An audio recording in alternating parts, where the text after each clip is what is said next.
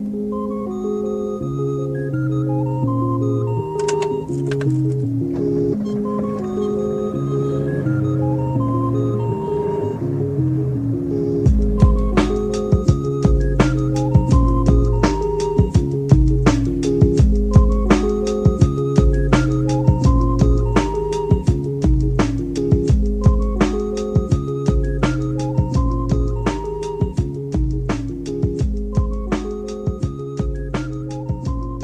bienvenidos y bienvenidas a este repaso para la prueba de la unidad 1, que en términos secuenciales es la unidad número 2, pero nominalmente es la 1.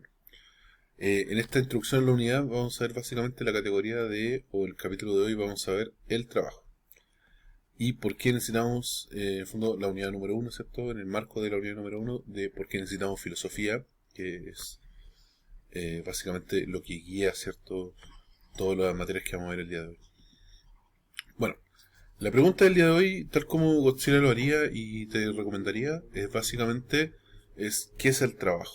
¿No? Siempre la filosofía y la ciencia humana se mueven por preguntas, en el fondo. Y las preguntas lo que hacen es no poner en duda, sino más bien incentivar una conversación, incentivar un diálogo, incentivar también una forma de reflexión en particular, en definitiva.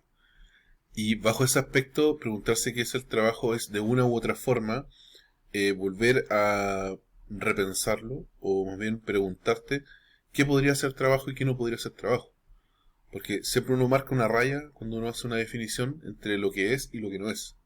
Uno quiera o no, cuando pregunta qué es un perrito, uno automáticamente raya cuáles son las categorías que caen dentro del perrito y qué es lo que cae dentro, ¿cierto?, de lo que no es perrito. Es y no es, ¿no? En este sentido, nuevamente, ¿qué es el trabajo? Es solamente, por ejemplo, hacer este PPT puede ser considerado trabajo. Trabajar en una fábrica o empaquetando discos puede ser trabajo. Bueno, en otras palabras, hay muchas definiciones, igual que cuando vimos la clase número 1 de filosofía, ¿cierto? Hay muchas definiciones de la palabra trabajo. Y el objetivo de aprendizaje que guía al menos esta clase es describir las características del quehacer filosófico, vale decir, qué es lo que hacemos como filósofos, a partir de la idea del trabajo, obviamente, considerando el problema de su origen y sentido, es decir, de dónde proviene la palabra, por ejemplo, o cómo la aplicamos hoy en día, identificando también las grandes preguntas. Y la gran pregunta del día de hoy es, ¿qué es el trabajo? Cuando uno pregunta qué es el trabajo, uno pregunta la primera W, el qué de algo, siempre se desprenden otras preguntas, ¿no? Porque nunca vienen solas las preguntas. Al igual que los problemas en la vida, las preguntas nunca vienen solas, ¿no? Sino, pregúntense ustedes cuando han tenido problemas. Entonces, ¿qué es el trabajo? Se desprende también qué lugar creen que ocupa en la vida humana el trabajo. ¿Ocupa un tercio de la vida humana, aparte de dormir otro tercio?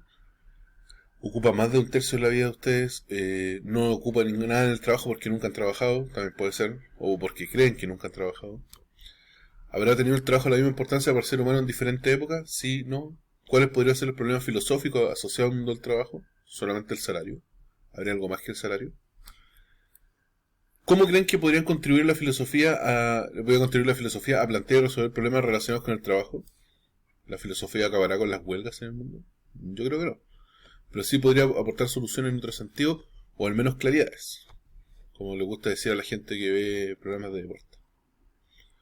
Entonces, aquí yo coloqué una serie de definiciones sobre lo que es el trabajo, a partir de cómo lo ocupamos cotidianamente, ¿cierto? La primera que coloqué es la chamba, en el sentido como de la canción, ¿cierto?, que todo el mundo se nos pegó el año pasado, pero hoy día nadie se acuerda. La pega, es decir, cuando uno dice, hoy voy para la pega, vamos a hacer una peguita, ¿cierto? O un pololito, por ejemplo, que es una pega más corta, ¿no? El laburo, que es una palabra más rioplatense, más de puerto. Una ocupación, una plaza o puesto. Y estas 5 definiciones, en definitiva, significan básicamente ocupar mi tiempo realizando tareas más específicas, lo que sea, ¿no? Haciendo aseo, haciendo vigilancia, por ejemplo, o por ejemplo yendo a vender a la feria. Todos son ocupaciones o trabajos, uno puede decir, donde mi tiempo lo utilizo en función, ¿cierto?, de ir a buscar o de ver o de entrever también un intercambio económico. ¿no? Siempre lo pensamos en esa clave. Lo mismo con las tareas. Por ejemplo, en inglés existe también la idea de task, ¿no? Existe separada la idea de work de labor, por ejemplo. Entonces, todo esto se puede asociar al mundo del trabajo, en definitiva, porque, por ejemplo, las tareas que usted desempeña en la feria son de vendedor, en definitiva. De vendedor, negociador, por ejemplo, armar el puesto, desarmar el puesto. Si el día de mañana usted entran a conocer el mundo de la precariedad, cuando estén trabajando en la comida rápida o en alguno de sus empleos, sus tareas van a ser múltiples, ¿no? Hacer el aseo, cocinar, empaquetar, caja, etcétera, ¿no? Las tareas siempre son varias dentro de una pega. Así como la de nosotros es, por ejemplo, hacer este PPT, hacer la clase, realizar pruebas, planificaciones, pasar la lista, etcétera, ¿no? Siempre un empleo tiene muchas tareas. De nuevo, la palabra empleo, que también es un sinónimo bien RAE de lo que es trabajo. Y después vienen definiciones que son un poquito más como de piel, ¿no? Lo que, en el fondo, como resultado. El trabajo es lo que da de comer a las familias. Sin trabajo no hay comida, en fin. Lo que pone el pan encima de la mesa, decían los abuelos más antiguos. Trabajo es lo que me entrega un salario. El salario siempre es, desde un punto de vista filosófico, un préstamo, ¿no? Uno le presta al patrón su tiempo, sus destrezas, y el patrón, después de que uno hace eso, te devuelve con dinero, ¿cierto?, el tiempo empleado. Ahora, si eso es justo o injusto, depende de la lectura de contexto. Y trabajo también es lo que uno hace en el espacio laboral. Es decir, hoy en día hay lugares que pueden ser espacios laborales. Por ejemplo, el colegio mismo es un espacio laboral, ¿cierto? Y a la vez también es un espacio vocacional, un espacio reproductivo en el sentido de la sociedad, de seguir reproduciendo un tipo de pensamiento, un tipo de reflexión, o no. Y, por ejemplo, hay otros lugares que pueden ser lugares como la casa, que gracias al teletrabajo también se pueden considerar como lugares laborales, en ese sentido, ¿no? Con todo lo telemático y todo lo que sucedió durante estos años de pandemia y la transformación acelerada también del mundo del trabajo. Entonces, ahí uno puede como ir viendo qué es lo que sucede. Estas son definiciones como generales sobre trabajo, ¿ya? Vamos con la siguiente. Yo lo que hice con este PPT, perdón, con esta lámina, es establecer otra idea de la definición de trabajo, ¿no? Es una definición que está en un cómic basado en El Capital de Carlos Marx, pero que da a entrever algo bien interesante. O sea, en el fondo, el dinero, es decir, la plata que uno tiene, está construida en función del tiempo. Vale decir, por ejemplo, un billete como este, de 20 lucas, puede significar para una persona una hora de trabajo, o puede significar para otras personas, por ejemplo, un día completo de trabajo. Hay un meme que una vez vi, que es un meme medio triste, que dice entonces, un día de mi vida significa un pollo asado. Bueno, hay veces que eso sucede con el respecto al trabajo. Y lo que intenta establecer la viñeta que está ahí es que esto significa tiempo. Es mi tiempo que yo gasto. Es decir, cada vez que usted se va a comprar un Super 8 o le compra un Score al compañero del tercero A o del tercero E, usted lo que está intercambiando con el billete o con las monedas o con la red compra es su tiempo, en el fondo. Porque esa es la unidad de medida, universal para todos. Todos vivimos una hora en la pega, aunque para unos puede ser eterno, para otros puede ser más corto, pero esa hora significa plata. Entonces a ustedes le pagan por hora tal cantidad de precio. Entonces, eso es lo que intenta establecer como una opción de ver el trabajo desde el punto de vista de Carlos Marx, por ejemplo. Entonces, bueno, procedamos con la materia. Vamos con la siguiente. Pero a ver, veamos qué es filosóficamente el trabajo, y esto es como lo más difícil en el fondo, porque es una definición que no es única e irrepetible, sino que y tampoco es una definición que solamente diga es la pega, es la chamba, son las tareas, sino que es una definición un poco más amplia. Voy a dar la partida en tres, que puede ser una sola, un puro párrafo, y básicamente lo que debemos pensar como filosóficamente el trabajo es que es una actividad humana primordial. Es también lo que nos distingue de los animales. Pero la tercera es la que yo creo que va a aparecer en la prueba, sí o sí. En el fondo el trabajo es la transformación, es decir, el cambio, mediante la apropiación del medio ambiente, la naturaleza, por parte de la humanidad. Vale decir, voy a poner un paralelo acá y voy a explicar desde esa como para atrás. El trabajo es el cambio, la transformación, ¿cierto?, de lo que me rodea, la naturaleza en sentido más genérico, por parte de la humanidad. Oiga, pero por ejemplo, los pajaritos también agarran ramitas del bosque, ¿cierto? Los castores y los carpinchos también se agarran madero y transforman su medio ambiente. Ya, pero aquí viene lo clave. Porque la humanidad transforma su medio ambiente no solamente para reproducirse como especie, en el caso de los pajaritos, en el caso de los carpinchos o los chungungos, ¿no? Sino también para su mejoramiento constante de sus propias condiciones de vida. Entonces, si uno traza una línea de 4.000 años de 4.000 años de trayectoria, uno puede ver que desde la revolución agrícola, ¿cierto?, hace 4.000 años hasta hoy día, la época de los celulares, hay una transformación de las condiciones de vida, en algunas épocas más aceleradas y en otras épocas mucho más lentas. Pero si uno traza, por ejemplo, el desarrollo de los animales, uno podrá ver que de una u otra forma siguen lo mismo, ¿no? Hay un bucle en ese sentido. Entonces el trabajo para los seres humanos representa la apropiación de su medio ambiente para su reproducción como especie, en el sentido de se pueden mantener comiendo, se pueden mantener calentitos, pueden tener un lugar donde vivir, pueden tener un lugar donde resguarden mejor su vida, pero también mejorar sus propias condiciones, ¿no? De vida, en ese sentido. Entonces, por ejemplo, podemos entrever que, por ejemplo, la tecnología puede ayudar a hacer pegas que uno no quiere hacer en el futuro. O sea, por ejemplo, como hacer aseo. Hoy día hay ¿cómo se llama? Estas aspiradoras, estas Roomba, que te pueden ayudar a hacer el aseo dentro de la casa y que por tanto liberan tu tiempo. Piensen, por ejemplo, en sus abuelas o sus madres, la vez cuando tuvieron que cambiar la artesa por la lavadora, ¿no? Es un ahorro de tiempo brutal, es un ahorro de tiempo gigantesco en función de mejoramiento de sus propias condiciones de vida, ¿no? Eso podríamos dar como en términos genéricos, ¿no? Entonces, de nuevo, es una actividad primordialmente humana el trabajo, los animales no trabajan, por tanto, lo que nos distingue de ellos. Y finalmente, ¿cierto?, es la transformación, es decir, yo cambio como especie, la humanidad, me transformo, pero a la vez también transformo lo que me rodea, ¿no? Piensen ustedes qué es lo que era Puente Alto hace 100 años atrás. Ni siquiera existía la Villa Granjas Antigua donde está el colegio. Eran viñas, ¿no? 100 años después, lleno de edificios, lleno de colegios, ¿cierto? Y lleno de buenos estudiantes que están viendo este video, por ejemplo. 100 años, una transformación radical. Vamos con la siguiente. Entonces, de nuevo, lo que hay acá es una escena de la película 2001 Odisea en el espacio, que la pueden ver en HBO Max, o la pueden buscar en torrent o en aguas internacionales, para poder verlo. Y cosas que uno tiene que tener en cuenta en términos filosóficos sobre el trabajo, es que el trabajo no siempre ha sido el mismo.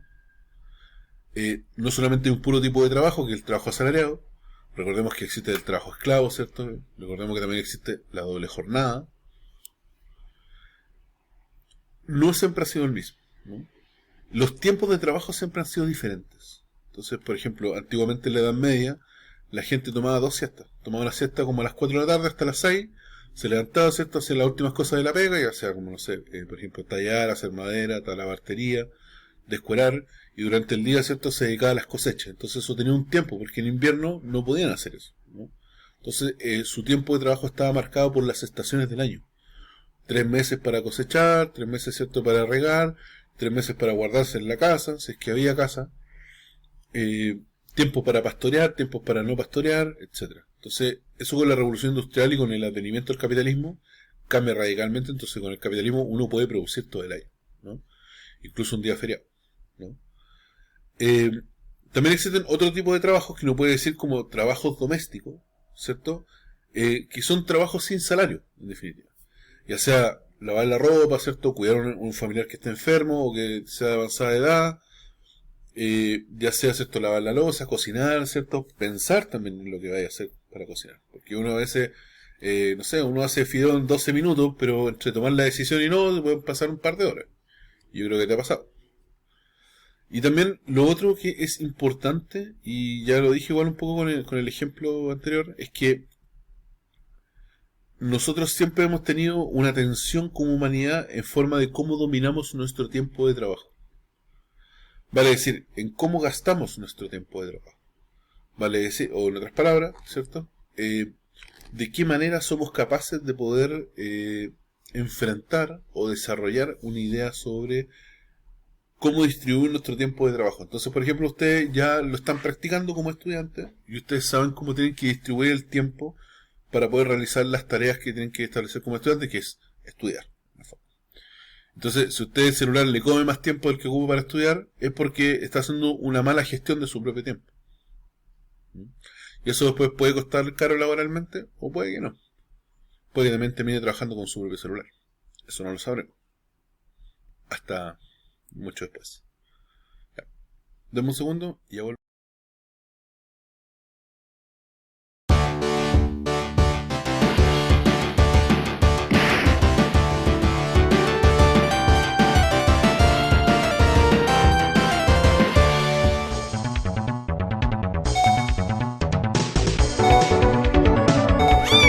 Round one, fight!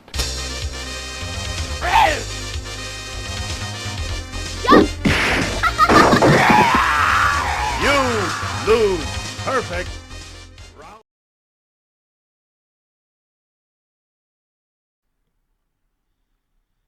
Ya. Bueno, estoy intentando acomodar la pantalla. Bueno, la pregunta ahora entonces, a partir de todo lo que hemos hablado y del interesante intermedio que acabamos de ver, es preguntarse nuevamente sobre la idea de cuáles pueden ser los problemas filosóficos asociados al mundo del trabajo o al trabajo.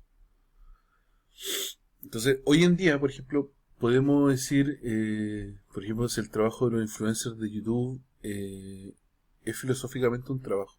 ¿Qué tipo de trabajo es? En algunas clases, algunos dicen, son creadores de contenido, pero ¿el contenido de qué? ¿No? ¿Es tangencial su trabajo? ¿Es efímero su trabajo? Y por lo menos los estudios sociológicos sobre el mundo de las plataformas los describen como trabajadores altamente precarizados y como trabajadores potencialmente muy volubles. Porque aunque ustedes no lo crean, si bien hay un influencer, el próximo año podría no ser influencer. O podría perder prestigio por cualquier cosa. Y el siguiente año de todo lo que gozaba como influencer se podría ir al tacho de la basura, en el fondo. Que es como lo que pasa con este influencer gringo, ¿cierto? Que no me acuerdo ahora cómo se llama, parece Aaron Paul, no me acuerdo cómo se llama. Que tenía un tenía un canal de YouTube muy nutrido y fue al bosque de los suicidios en Japón, grabó un par de personas en el bosque de los suicidios en Japón que estaban muertas y YouTube le dio de baja al canal y el tipo nunca más pudo regresar, en definitiva. Entonces un puro error te puede costar la carrera completa. No digo que estaba mal o estaba bien, pero a lo que voy es como un error como eso o una estupidez como lo que hizo Aaron Paul, creo que así se llama, le costó la carrera. Y hoy día Aaron Paul me parece que está luchando, haciendo peleas de boxeo, MMA, etcétera. Entonces, es un trabajo que siempre están en la cuerda floja, siempre pueden un año ser influencer y el otro año dejar de serlo, perfectamente. O estar en el blanco de las críticas, etcétera. Entonces, bajo esa misma consideración, podríamos decir que son trabajadores Alexis Sánchez, Robert Downey Jr., el Flaco Dinamita Show, Camila Vallejos, J.K. Rowling, Ibai, Taylor Swift. ¿Por qué uno puede preguntarse esto? Porque en el fondo ellos no producen algo concreto, ¿no? Así como un tornillo, no construyen edificios, pero sí producen algo que nosotros consumimos, ¿no? Entonces Alexis Sánchez y Paul Vázquez producen espectáculos que los consumimos en vivo, ¿no? Claro, uno igual puede volver a ver los goles, ¿cierto? En YouTube, o puede volver a ver el Festival de Viña con Dinamita Show 96, el show de la primera y segunda noche. Y ahí están, eso es lo que producen ellos. Y detrás de eso, si bien uno puede decir, oye, por 2 horas se ganaron 60 millones de pesos, pero detrás de eso, ¿cuánto trabajo hay? ¿Cuánto trabajo físico hubo en Alexis Sánchez antes de meter los goles que mete? ¿Cuánto trabajo de guión, de pensar chistes, de cuándo meter el chiste hay en lo que hacía el Dinamita Show? Lo mismo hace Camila Vallejos, que lo que hace Camila Vallejos hoy en día como vocera de gobierno es un trabajo. Y ella tiene un contrato con el Estado, con el gobierno, de confianza, un contrato muy de confianza, y lo que ella produce no produce tornillos, no produce edificios, no produce tazas, ¿no? Sino que lo que ella produce es comunicación. Comunica cosas, comunica estados, posicionamientos del gobierno, medidas, ¿cierto?, de paliativos sociales, ¿cachai? Luego se me informal, lo siento. Transmite la energía que quiere tener el gobierno sobre temas delicados, transmite seguridad, por eso está en ese cargo ahí en otra persona, transmite también una imagen, ¿no? Y eso es su trabajo, en el fondo. Lo mismo hace Robert Downey Jr., él produce películas, produce una actuación que es grabada, es filmada, ¿no? Lo mismo hace J.K. Rowling, produce libros, ¿no? Los escribe, ¿no? Y bueno, y Taylor Swift produce shows, y produce mucha plata y mucho CO2 a través de Nueva York. Pero, en definitiva, son trabajadores. Porque ellos dependen de algo, ¿no? Taylor Swift depende de una productora, Alexis Sánchez depende de Francisco Felicevich, ¿cierto? Que es casi dueño de la mitad del fútbol y de los jugadores más que nada. Robert Downey Jr. le responde a Disney, ¿cierto? Paul Vázquez, ¿cierto? No vamos a decir a quién le respondía. Digamos que la familia. Camila Vallejo responde ante el gobierno. J.K. Rowling responde ante el... Me parece que Penguin es el que edita en Nueva York. O sea, perdón, en Londres. Y va y responde a su audiencia, en el fondo. Si la audiencia considera que su contenido es malo, se le van del Patreon, no le ponen me gusta, no mandan super chat y lo dejan botado y el tipo pierde todo lo que tiene. Dependen de algo en su relación contractual, ¿no? Entonces, de nuevo, otra cosa que podría ser interesante con respecto al trabajo en este sentido es, ¿podemos considerar trabajadores o trabajadoras porque percibimos un sueldo solamente? ¿Somos trabajadores porque lo que hacemos ocupando nuestro tiempo en una cosa bien específica nos remite a un salario? Y de ahí nosotros podemos saltar la pregunta como, ¿son importantes solo aquellos trabajos donde uno percibe un salario? O tal como dijo un estudiante en una de las clases, y me parece que un comentario muy bueno, es cuando uno hace tarea en la casa o se pone en la casa con lo que hay que hacer, ¿eso puede ser considerado trabajo o simplemente como lo que hay que ponerse en la casa? Cómo hacer el aseo, cómo cuidar al hermano chico, cómo hacer vigilar que el hermano chico haga las tareas, ponerse con un galón de gas, por ejemplo, con alguna platita ahorrada, lavar la loza, lavar la ropa, secar la ropa, que es un proceso importante, si no queda un poco de onda.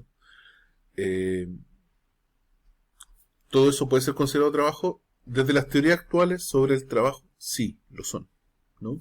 Y de hecho ustedes pueden ver, por ejemplo, que hay algunas mediciones del Instituto Nacional de Estadística sobre uso del tiempo, donde intentan establecer que básicamente el tiempo libre de los chilenos, 3/5 son ocupados en tareas domésticas, ¿no? Vale decir que 2/5 del tiempo son ocupados para descansar, aparte de dormir, descansar y ver tele, supongo. Pero ocupamos mucho de nuestra vida en lo que está por fuera del trabajo, ¿no? Y eso también es, filosóficamente también es trabajo, porque nos ayuda a reproducirnos como especie, comer, alimentarnos, bañarnos. Lo que uno dice, oye, pero eso es lo mínimo. Sí, pero eso también es considerado parte filosóficamente de trabajar, hacer un trabajo. Ahora, que eso no percibe un salario es otra cosa. Y hoy en día en América Latina se discute, aparte del auge de la ultraderecha, se discute mucho de cómo considerar o cómo factorizar, ¿cierto? O cómo calcular el salario de una persona que hace solo trabajo doméstico. ¿Cuánto debería ganar una persona que se dedica a criar a los hijos, por ejemplo? O que se dedica, por ejemplo, a cuidar a su abuelita, ¿no? Entonces, por ejemplo, una sociedad como la chilena, que se está envejeciendo cada vez más porque cada vez hay menos niños, ¿cómo vamos a destinar políticas públicas hacia cuidar el grueso de la población que va a ser adulto mayor, ¿no? Entonces, ya se está pensando eso a través de ahora discutir cómo podríamos calcular el salario de cuidados, de cuidar a una persona. Claro, el sector privado eso tiene un precio. Usted contrata a una enfermera y la enfermera paga por hora, pero cuando se trata de un familiar y el Estado tiene que ponerse con un poco de plata, ¿cómo se hace eso? Eso es lo interesante. Por último, revisar un cuaderno un domingo con tarea atrasada en la feria de Elisa Correa a cambio de una empanada de queso con camarón puede ser considerado trabajo. O sea, se las dejo a ustedes.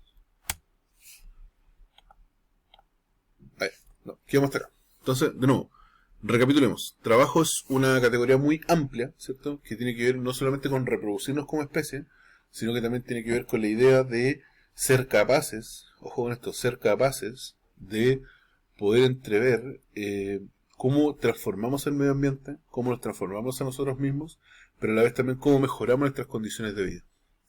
Y dentro de esa categoría gigante caen trabajos que se pagan y trabajos que no se pagan, en definitiva. Y también salen trabajos que son tradicionales, por ejemplo, el trabajo de la construcción, el trabajo de la minería, el trabajo de la carpintería, producir cosas, hacer cosas, ¿no? Pero también caen dentro de eso aquellas cosas que producimos que son inmateriales, ¿no? Entonces, por ejemplo, mis clases son inmateriales. ¿Por qué? Porque yo voy, ¿cierto?, a su sala, a los que tocas conmigo, con la profesora Dina, nosotros vamos a esa sala, hacemos la clase, pero esa clase es irrepetible. Es irrepetible en muchos sentidos. Porque uno, no está grabada, dos, porque la misma configuración del ánimo no se puede repetir dos veces, la misma configuración de asistencia, lamentablemente nunca es la misma, y a la vez también la disposición del profesor nunca va a ser la misma. No se puede reproducir. O sea, nosotros producimos una clase que se consume en el acto, y se acabó. Si usted agarró, y si no, mala suerte, dijo el conejo. No estará así, por eso estamos haciendo este repaso. Entonces, de nuevo, lo que encontramos como categoría de trabajo es una categoría amplia sobre la actividad humana, ¿no? En el siguiente bloque los voy a dejar con un par de chistes de Rodrigo Vagoneta, y en el siguiente bloque lo que vamos a ver es entrar al tema de ética y moral, así que nos vemos.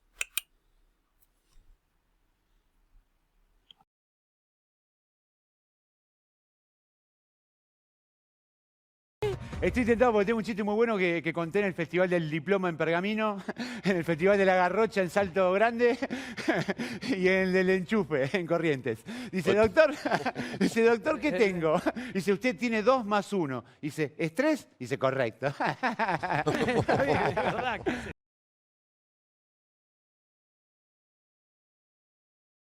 En la defensa de Camerún, porque Song está demasiado complicado con Iván. Así es, estaba pidiendo intercambiar las marcas entre Salas y Zamorano porque realmente ha tenido muchas complicaciones con el capitán de la Roja. La barrera para variar está muy cerca, pero prepara la zurda el Coto. Hay varios dentro del área. A ver qué pasa con la zurda del Coto. Cierra y la zurda, cierra y el primer palo. José Luis Sierra. Zurda mágica. ¿Qué iba a pasar si es gol de Chile? José Luis Sierra mete una zurda sacada de una academia de billar. Un mase perfecto. La puso en un rincón donde no llega nadie, donde no hay teléfono. No pudo llegar el mejor portero del mundial. Songo. Chile se lo merecía a los 20 minutos. José Luis Sierra. El grito de gol se escucha en Punta Arenas, en Puerto Williams, en Arica, en Iquique. Es grito de gol. Miren dónde la pone. Si no puede llegar nadie, ni siquiera el grandote de Songo. ¿Qué importa que la barrera estaba a 7 metros? Mágica la zurda. Chile 1, Camerún 0. José Luis Sierra. Qué pálidos están los de Camerún.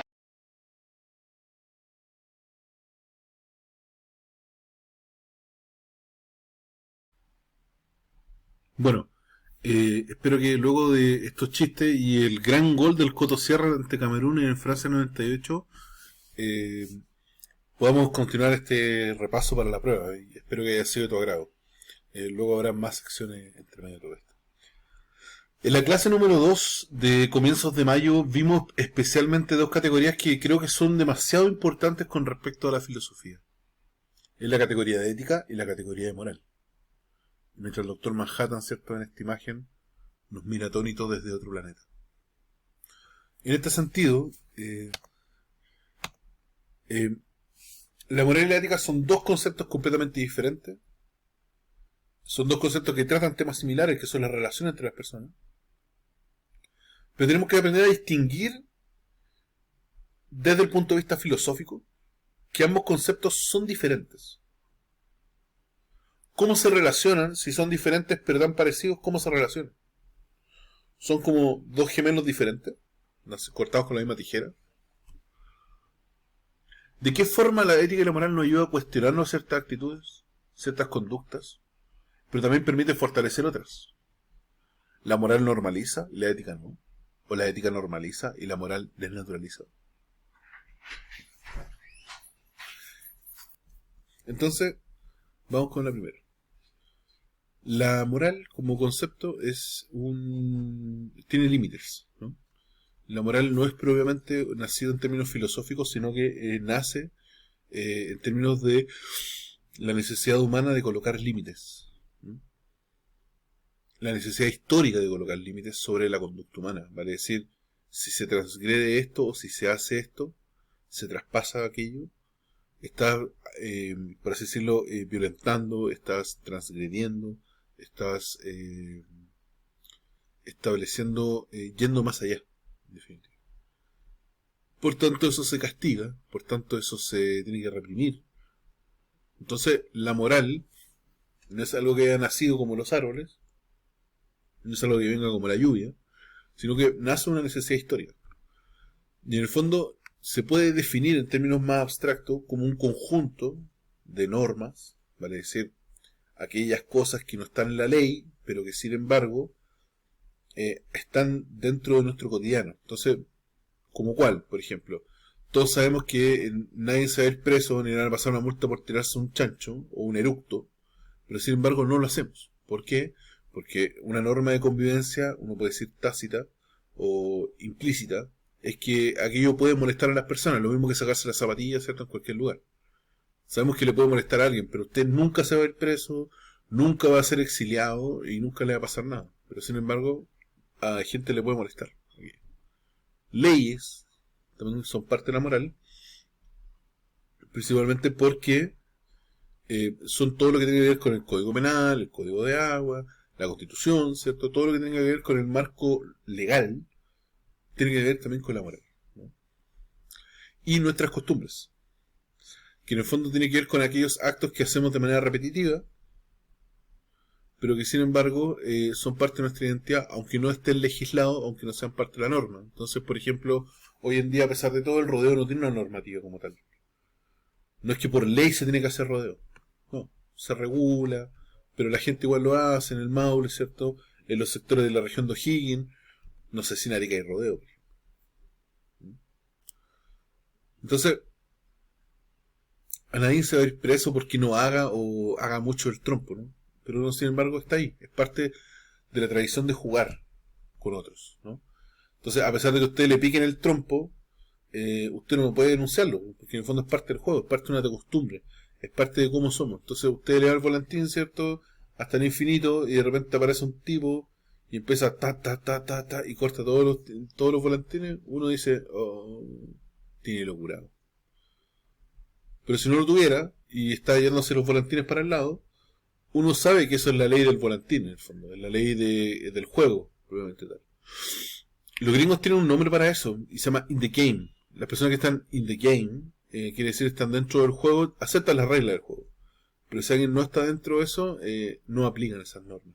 Se ocupa básicamente en el mundo de la delincuencia, en el mundo del AMPA se ocupan ese tipo de vocablo. Ahora, estas normas, leyes y costumbres orientan la conducta humana hacia el bien.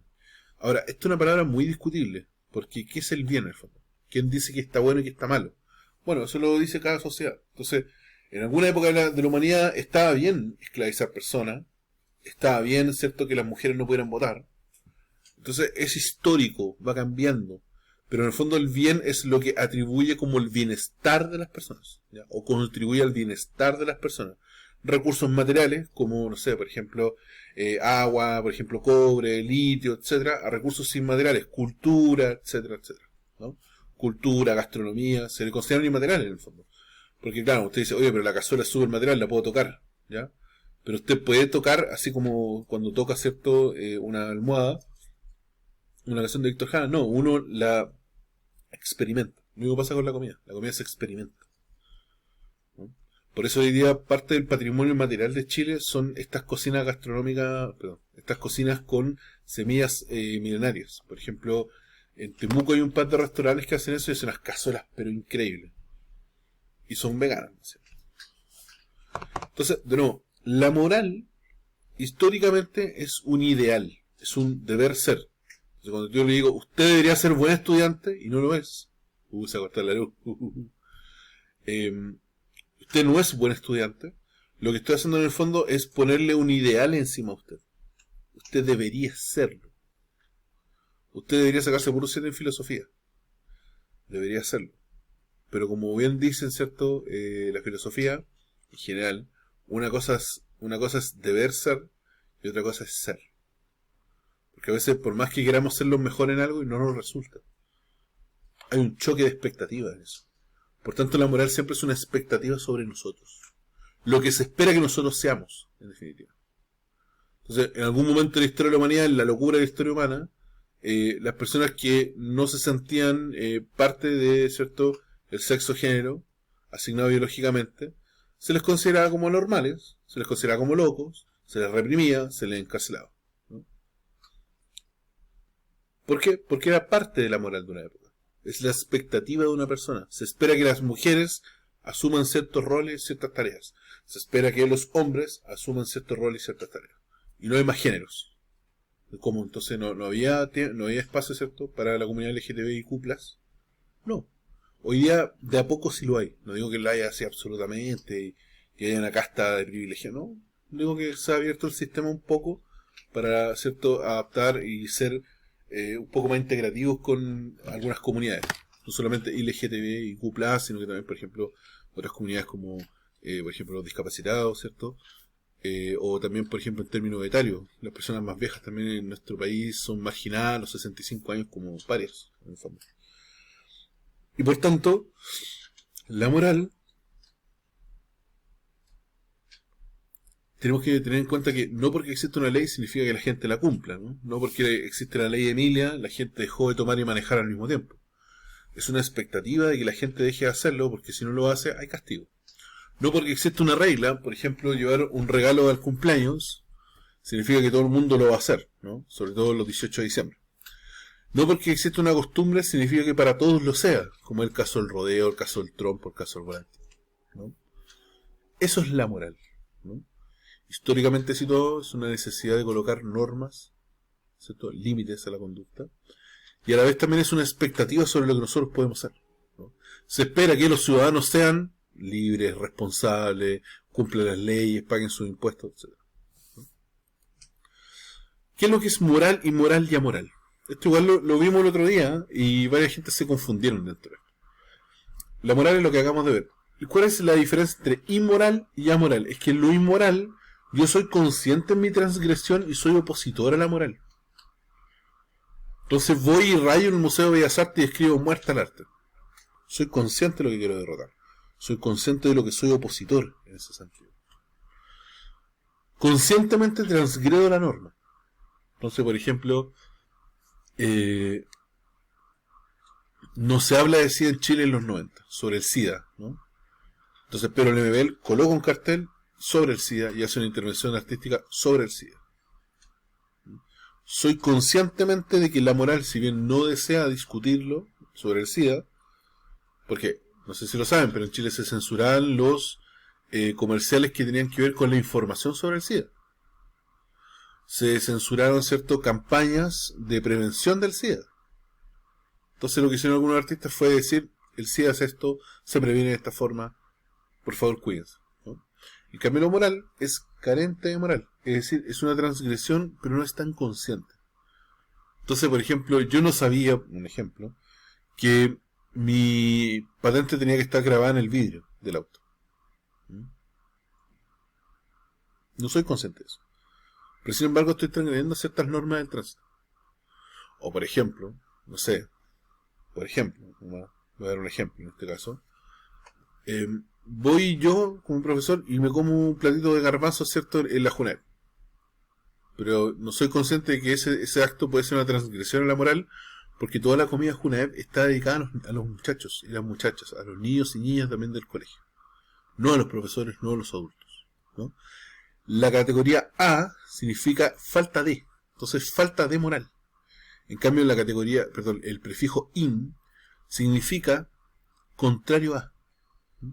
Uno es carencia de moral y otro es contra la moral. Son dos actitudes completamente diferentes. Vamos con la siguiente. Recuerden que si tienen cualquier duda, en la caja de comentarios me van dejando las dudas que tengan, o si llegaron a esta parte pueden escribir, ¿cierto?, zanahoria. Ya. Lo que vamos a ver ahora, y me voy a detener en esta parte, es un video de Los Miserables, de la película Los Miserables. Está en españolísimo, así que por favor les pido consideración. Sobre Jean Valjean. Voy a hacerle breve introducción. Jean Valjean fue un presidiario en las cárceles de Francia en el siglo XIX, que cayó preso por darle de comer a su hermana, se robó 3 raquetes. Vamos a hacer así, en el fondo se robó 3 más raquetes y le condenaron a 12 años de cárcel de trabajo forzado. Entonces, en vez de salir de la cárcel y todo esto, el tipo está embrutecido y enojado realmente con la sociedad francesa. Entonces, en medio de esto se encuentra con un pueblucho cuando le cae la noche, y lo que él tiene que hacer básicamente es que tiene que mostrar su papel a cada lugar que hay. Bueno, no les voy a spoilear más, vemos el video y a la vuelta lo comentamos para poder ver los alcances sobre la ética y la moral. Nos vemos. Nos vemos.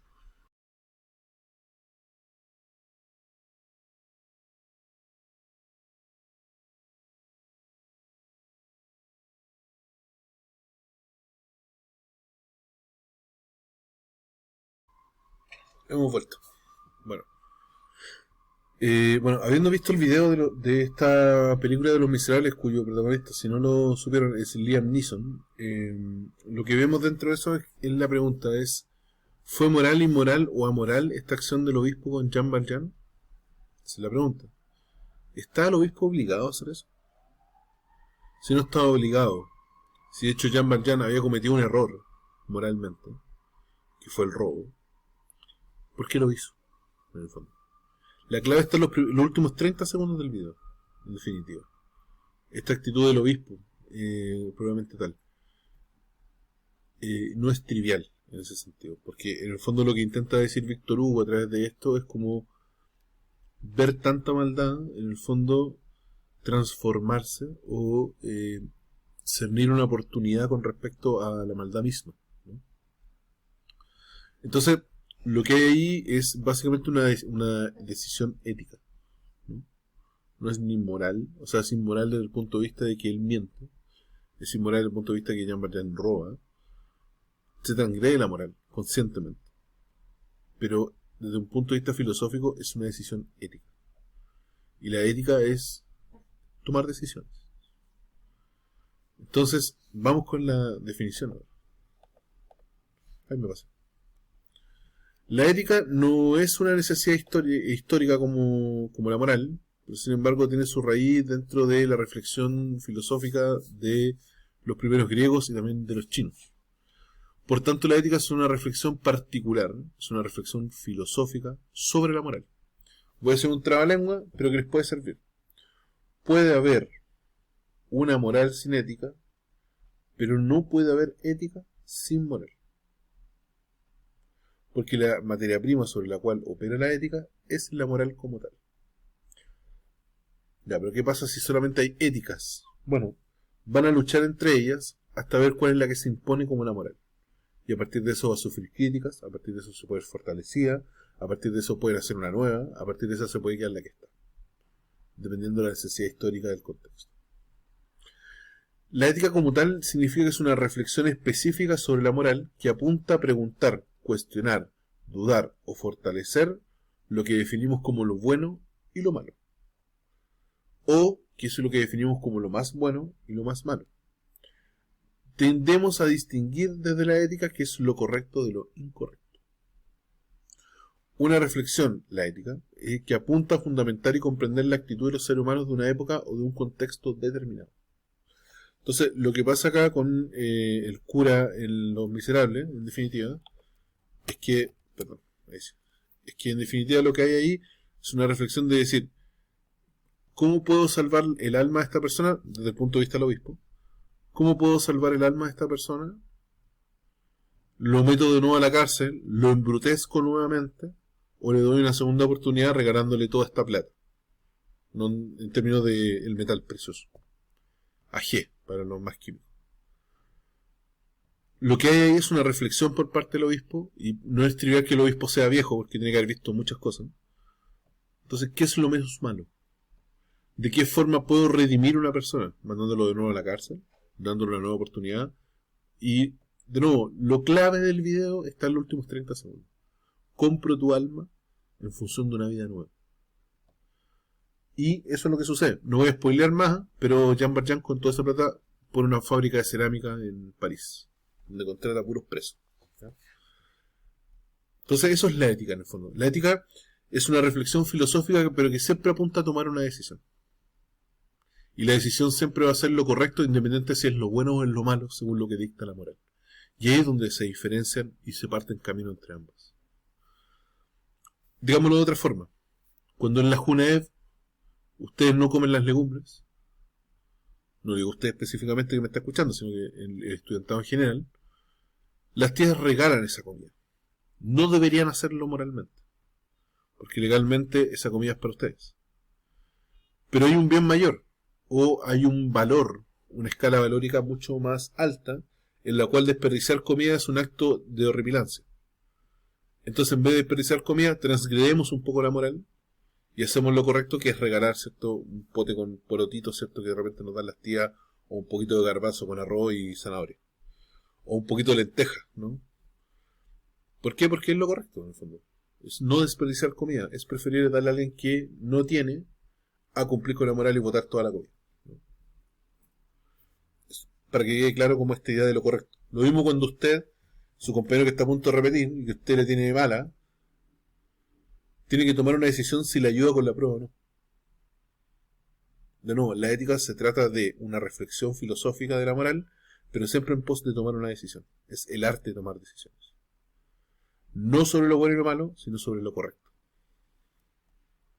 Entonces, por ejemplo, hay una parte de la Biblia muy buena, del Nuevo Testamento, donde Jesús detiene la lapidación de una persona. Hagamos un contexto. En la época de Jesús, ¿cierto? Pues esto puede haber sido 27, 30 después de Cristo. No había cine, no había teatro, no había música. Entonces los actos públicos de castigo eran como parte de un espectáculo social. Macabro, evidentemente, porque la lapidación significaba, ¿cierto?, que las personas se les mataba o se les castigaba lanzándole piedras. Y no eran estas piedritas de ripio, sino que cada motazo, en el fondo, ¿no? Entonces, ¿qué es lo que pasa? Es que había una crisis social muy extendida en las colonias del Imperio Romano, y específicamente en Jerusalén, había una crisis social muy profunda. De hecho, bueno, en Jerusalén también estaban, ¿cierto?, algunos grupos, ¿cierto?, armados que luchaban contra los romanos sin mucho éxito, como los seolitas, ¿cierto? Pero a la vez también había mucho descontento porque tampoco había logrado Roma imponerse y traer prosperidad a la región, ¿no? Porque recordemos que la decadencia del Imperio Romano no son los últimos 3 años del 400, sino que es una decadencia que se arrastra desde la muerte de Julio César en adelante. Entonces, de nuevo, volviendo a lo concreto, en medio de Jerusalén, ¿cierto?, Jesús se pilla a una mujer que cometió adulterio, es decir, una infidelidad con su marido, y la cual va a ser, ¿cierto?, apedreada hasta morir. Entonces, esto moralmente era aceptado por los romanos porque era una vía de escape para que los judíos de la época pudieran desahogarse, en definitiva. Y a la vez tampoco era condenado, ¿cierto?, por algunos de los patriarcas, ¿cierto?, de esa época en la iglesia judía. ¿Qué es lo que sucede? Es que Jesús, como judío, ¿cierto?, va y detiene esta lapidación, por más que estuviera aceptada, ¿no?, por más que no estuviera fuera de la moral. Y la detiene y lanza la frase que hasta el día de hoy a todos nos tiene que hacer resonar, ¿cierto? Y dice: el que esté libre de pecado, que se lance la primera piedra, ¿no? Entonces, ¿qué es lo que hace en el fondo Jesús? Es problematizar los límites de la moral, los límites del castigo y también los límites sobre qué es lo que consideramos también como lo bueno y lo malo. ¿Está el castigo por encima de la vida de una persona?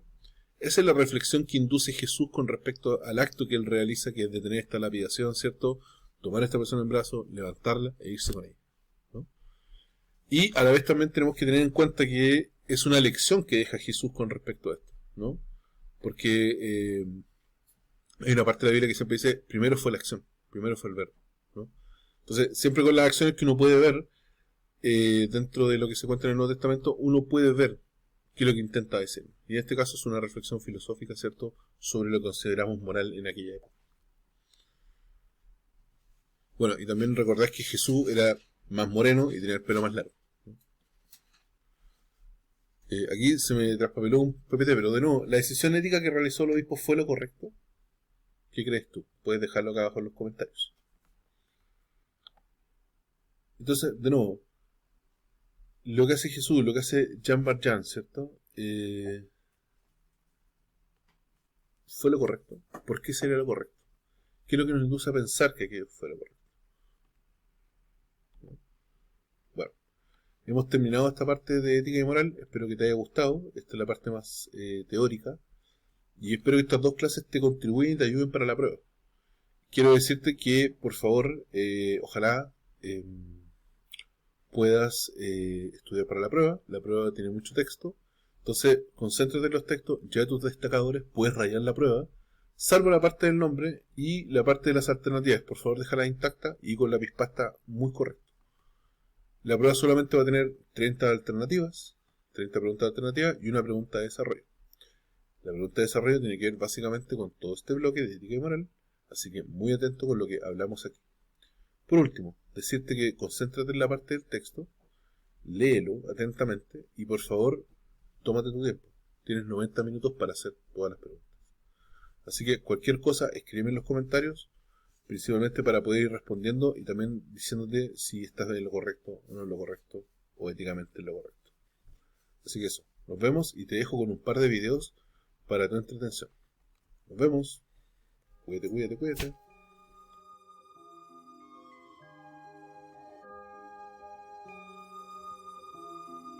Miren ustedes, no es muy grande y ganó Parragués. Y va saliendo Chile a través de Clarence Acuña. Se conecta con el Coto y el pelotazo muy bueno para Salas. Salas y la zurda. Salas y el matador. Matador. Marcelo Salas. Ahí está. El hombre que deslumbra a la prensa internacional. La gran asistencia del Coto. Apareció Marcelo Salas. La gente me mira. Dice, ¿qué está haciendo este loco? Estoy gritando, señora. Estoy gritando, señor. El primer gol de Chile en Wembley. Marcelo Salas. En el final del primer tiempo. Te lo digo de nuevo a la asistencia, Chile. Marcelo Salas. Golazo. Y hoy de verdad. Miren cómo amortigua. Miren cómo fue la zurda. Los italianos. Chao. Es penoso cuando una persona se baja del bus y mira a la que quedó arriba para hacerle chao. Y la que quedó arriba mira para otro lado. Es penoso cuando una persona se baja del bus y no mira a la que quedó arriba haciéndole chao. Y camina mirando como en distracción. Es rico cuando una persona se baja del bus y mira de reojo a la que quedó arriba para hacerle chao, y la de arriba mira para abajo de reojo a la que va por la vereda distraída de reojo, y ambas se descubren y se hacen chao.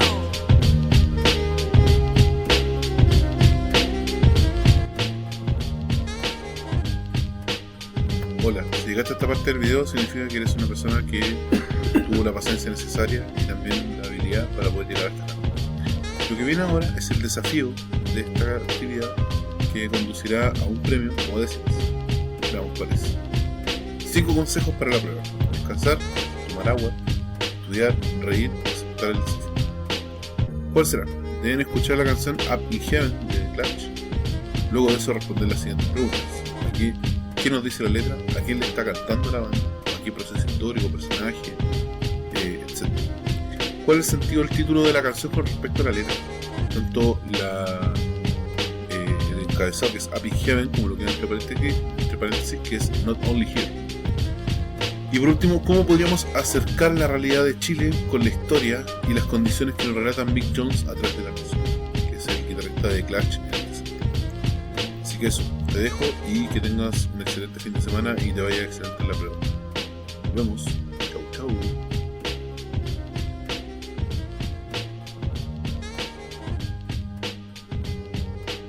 Es fome cuando una persona se baja del bus y hace chao, chao a la de arriba que hace chao, chao. ¿Son posibles otras variaciones? Tarea para la casa.